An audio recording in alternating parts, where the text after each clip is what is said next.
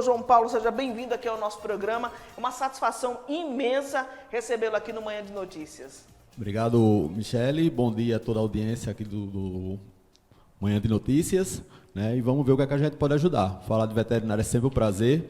E agora com esse quadro aqui toda terça-feira vai ficar bem bacaninha para a gente conversar com Tem muita gente precisando de informação e tem muito bichinho também precisando de ajuda. Com certeza, o tempo todo, todos os dias tem dúvida, todos os dias aparecem coisas novas, novos aprendizados, até mesmo para a gente, né?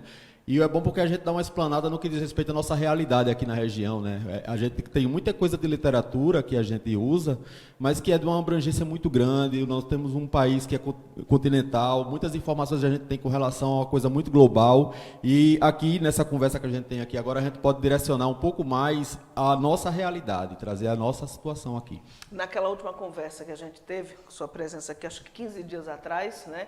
Nós abordamos o tema da sinomose, que para mim e para muitas pessoas era desconhecida, e a resposta foi bem rápida, né? De muitas pessoas lhe procurando, dizendo que o animal estavam com os sintomas da doença. Sim, sim. Muita gente, naquela última entrevista, conseguiu identificar alguns sintomas, as quais explanamos aqui, e a gente conseguiu fazer a abordagem de alguns deles já de forma antecipada. Alguns deles também o pessoal não entendia bem, mas quando foi olhar já era uma fase um pouco mais avançada.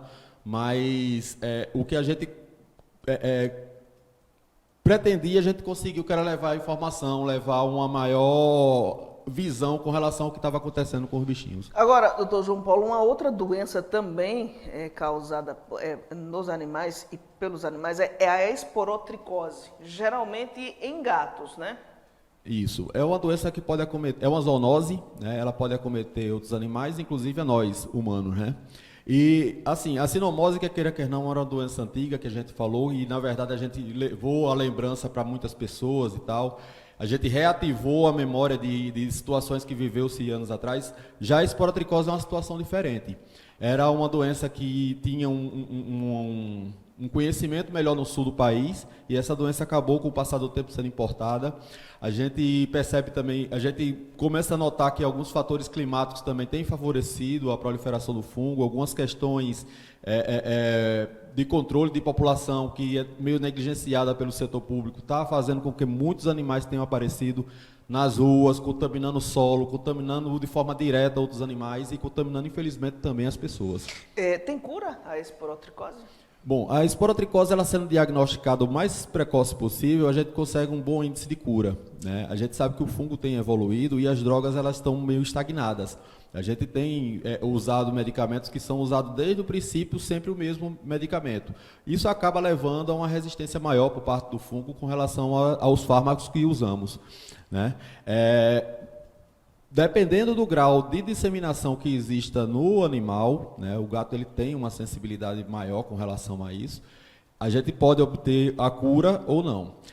Estudos mostram que mesmo que a gente faça todo o protocolo possível farmacológico, alguns animais ainda assim eles não conseguem responder bem ao tratamento. Então é uma questão muito individual, envolve também outras doenças que o animal, de cunho imunológico que envolve o animal, mas assim, o índice é muito alto de tratamentos que são feitos com todo o protocolo sem êxito. E aí como é que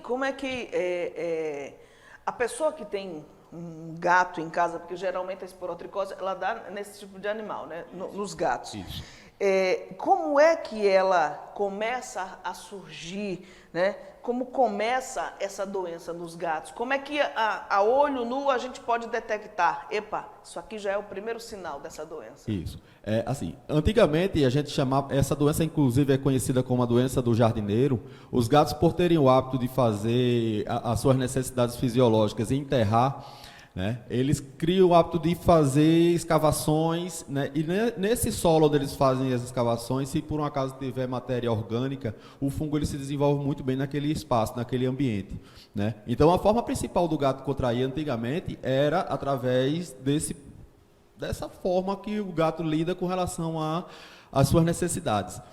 Hoje em dia, a gente percebe uma disseminação tão grande entre os gatos, né, entre a população dos animais de rua, que está numa quantidade muito descontrolada, a transmissão direta. Os gatos têm o hábito de briga, né? E essas agressões entre eles, o fato de jogar a unha sobre uma lesão, sobre uma ferida, acaba contaminando a si próprio, né? Então, a pessoa que tem um gatinho dentro da sua casa, a gente tem que evitar ao máximo que o gato crie essa condição.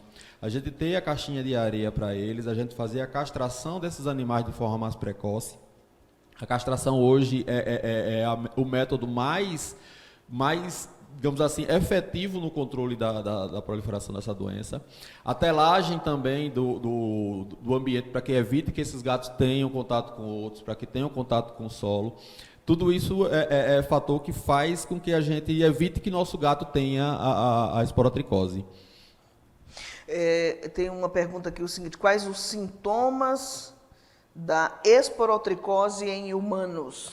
Bom, assim como nos gatos, os sintomas da esporotricose em humanos, elas se caracterizam por lesões ulceradas. Geralmente essas feridas elas são um pouco brilhantes e a gente costuma, quando tem algum tipo de lesão, fazer aquela questão da automedicação, tentar fazer um tratamento. Essas feridas elas são dificílimas de ser tratadas nos tratamentos convencionais para outras lesões ulceradas da pele, né? Então, ela é disseminada a partir de uma lesão principal pelos vasos linfáticos, ele sai migrando, essa lesão ela vai, como aparece aí no vídeo, ela vai proliferando, ela vai seguindo um caminho, né, até atingir o linfonodo principal, que causa a ativação desse linfonodo, causa dor no local. E se você não fizer uma abordagem um pouco mais rápida, ela sai disseminando também para o restante do corpo. Pelo corpo todo. E daí, pode passar para outra pessoa? Daí pode passar para outro. É um pouco mais trabalhoso do que no gato, porque precisa de um fator inoculante, né? Claro que a pessoa que tem uma lesão não vai fazer com que outras pessoas tenham contato com aquela ferida. A gente tem que evitar esse tipo de coisa. Tem que haver uma asepsia um pouco mais... uma precaução maior com relação à abordagem dessas lesões. Tem aqui a pessoa perguntando, esporotricose linfocutânea. Essa é a mesma coisa? Justamente porque os vasos linfáticos é o principal carreador. Então, ela é linfocutânea porque ela passa pela vascularização linfática, né, e vai migrando a partir daquelas lesões que foram aparecidas ali, aquela extensão. Agora, geralmente tem uma ferida inicial principal, né, e aquela lesão ali, o fungo, quando vai se multiplicando, ele vai expandindo através dos vasos linfáticos. Agora, doutor João Paulo, a gente sabe que a nossa realidade é dura, nem todo mundo tem condições de levar o seu bichinho de estimação para avaliação de um veterinário. Sim, e além da avaliação, a gente também precisa de alguns testes laboratoriais para poder fazer o fechamento de um diagnóstico, né, com relação à esporotricose. Apesar de na citologia ser muito simples de encontrar o fungo, na inspeção, não olhar para a ferida, a gente pode confundir também com outras lesões, né? Tem gente que confunde com sarna, tem gente que confunde com um possível câncer de pele de gatos, que é bem comum em animais até mais velhos. Algumas dermatites que são atípicas dos gatos, elas podem apresentar lesões características. Então tem muita gente que chega com o animal lá apavorado porque acha que está com esporotricose, e quando a gente faz a lâmina que manda para o patologista, chega um diagnóstico diferente. Então, infelizmente, a gente não tem no setor público, a gente não tem o centro de zoonoses aqui na nossa realidade, para que possa fazer essa abordagem justamente ao pessoal que seja mais carente, que precise mais desse controle para poder evitar. Qual é a parte do corpo do animal onde a esporotricose começa a se manifestar? Veja só, os gatos, eles costumam pegar muito nas patas inicialmente, tanto pela questão da escavação, que é aquela infecção inicial que eu falei, aquela parte mais antiga, como também pelo motivo deles agredirem outros animais usando as patas, né? E, às vezes, também ele se defende metendo a pata na face do outro animal. Geralmente, a face e as patas são onde começam de forma mais destacada. Eu estou perguntando isso porque tem uma pessoa dizendo o seguinte: meu gato está com as orelhas, né, as pontas. As pontas de orelhas. Das orelhas um pouco ásperas. E ele está coçando. Ele está coçando. Uma possibilidade tem que ser avaliado, mas existem algumas doenças que podem provocar esses sintomas, essas características. Por exemplo, a sarna é uma delas. É o mais, né, comum. É mais comum. Os gatos mais claros, que têm muita exposição ao sol, ele pode ter o carcinoma de células escamosas, que acometem muitas orelhas, e as lesões até são um pouco mais ulceradas, é mais parecido com a esporotricose do que a sarna. né? Geralmente a sarna, quando acomete a orelha, ela além de fazer a galeria ali naquele ponto que está acontecendo na orelha, ela acaba defecando e deixando como se fosse uma massinha por cima, né? Fica uma coisa realmente mais grosseira. E até o próprio sistema imunológico do animal, ele demacia aquela área que tem ali um agente agressor, né? Como uma forma de tentativa de defesa. Para essas pessoas que não têm condição de levar o animal no veterinário, qual o tratamento inicial? Detectou, é uma feridinha, não sabe se é esporotricose ou que tipo de doença é. O que deve fazer? Assim, A gente sabe que o ideal é levar para avaliação do médico. O ideal é levar para o médico veterinário. Eu acredito ainda, isso aqui infelizmente eu vou precisar fazer esse tipo de crítica. A gente tem que cobrar do poder público, porque isso envolve vidas, não só dos animais, como das pessoas também, é saúde pública. A gente pede para que os gestores, eles criem um pouco mais de consciência no que diz respeito a isso, porque nem todo mundo realmente tem condições de levar o animal ao veterinário. Os centros de zoonose, eles servem para fazer atendimentos a esse público, né? Eles têm por obrigação, o setor público municipal tem por obrigação de fazer um trabalho de mapeamento. Muitas vezes a gente chegava a levar laudos para a Secretaria de Saúde e muitas vezes o pessoal não sabia nem o que era para fazer com aquilo, né? A gente queria identificar o local que está acontecendo. A gente pegava um caso de esporotricose uma vez por ano, né? Isso em 2018. Hoje em dia a gente pega um animal por dia praticamente, porque a demanda ficou muito alta e até agora a gente não percebe nenhuma ação efetiva com relação a isso. Hoje nós teremos uma sessão especial na Câmara Municipal que vai discutir essa questão, essa problemática, né, dos animais de rua. É importante fazer essa discussão, é importante sempre, mas eu já participei de outras também, né? Então, que lamentavelmente não resultou em nada na prática, não teve nada que a gente pudesse observar, digamos assim, de melhoria, e isso acaba cansando também, né? A gente quer participar do debate, a gente quer mostrar sugestões, fazer com que as pessoas entendam, mas o que a gente vai discutir hoje, infelizmente, já foi discutido outras vezes. E aí, se por um acaso a gente for e ficar somente falando, não ter nenhuma ação, num terreno sem ter nenhuma ação, a gente não vai sair do lugar. Pois é. E aí os mototaxistas, eles deram um exemplo bem clássico, né, de que a união faz a força. Isso.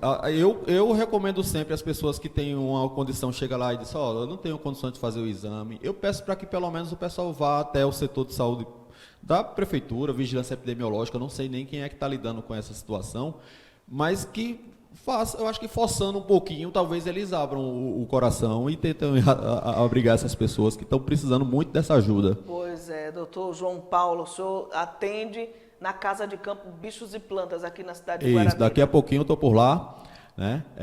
A gente fica até amanhã toda, à tarde também, se a gente agendar, a gente faz atendimento domiciliar também, né? E estamos aí, eu vou precisar... Pois bem, muito obrigada por sua presença aqui no nosso programa. A gente vai deixar aqui o espaço aberto para quem quiser fazer sugestão, né, de temas, para que a gente possa debater. Claro. O que tiver em evidência, o que você ver que for de novidades, a gente pode abordar sem problema nenhum, né? Dificuldades com relação a curiosidades ou realmente se você quiser tirar a dúvida com relação a como criar bem um animal, porque eu acho que todas essas informações são necessárias, inclusive para evitar depois o abandono, né? Muitas vezes o pessoal chega num mundo muito escuro e vai aprender com um bichinho ali e daqui a pouco percebe que não é aquilo que queria e às vezes abandona por falta somente de um detalhezinho, de um ajuste, né, que precisa ser feito antes de planejar ter um filhote. Então, tudo isso evita também o abandono. Tem registro na história de quando o homem começou a conviver com os animais de forma domesticada? Assim, à medida que... Dizem que é da pré-história, né? O pessoal fala a respeito disso. À medida que o homem foi começando a fazer os alimentos, foi preparar pegava as caças e aquelas sobras, os animais foram se aproximando deles, né? E eles foram começando a jogar um pedacinho de carne ali e tal. E o animal também fazia segurança daquele recinto onde eles estavam ali. Então, essa sinergia ela foi acontecendo de forma gradativa, bem interessante. Muito bem. Doutor João Paulo, que não é guarabirense, né? Eu sou guarabirense de coração e também por conta de homenagem da Câmara, né? Me oferecer aqui o título de cidadão guarabirense. Me tornei paraibano a partir disso. Eu sou de Limoeiro, em Pernambuco, né? Eu gosto muito da minha terra, mas aqui é a minha raiz agora. Pois é, tá aqui junto com a gente, faz um trabalho excelente. E está atendendo na casa de campo todos os dias, né? Todos os dias, de segunda a sábado, a gente está lá. Quem precisar também de um contato, precisar do meu número do meu telefone, é 83 98879 1877. Muito bem.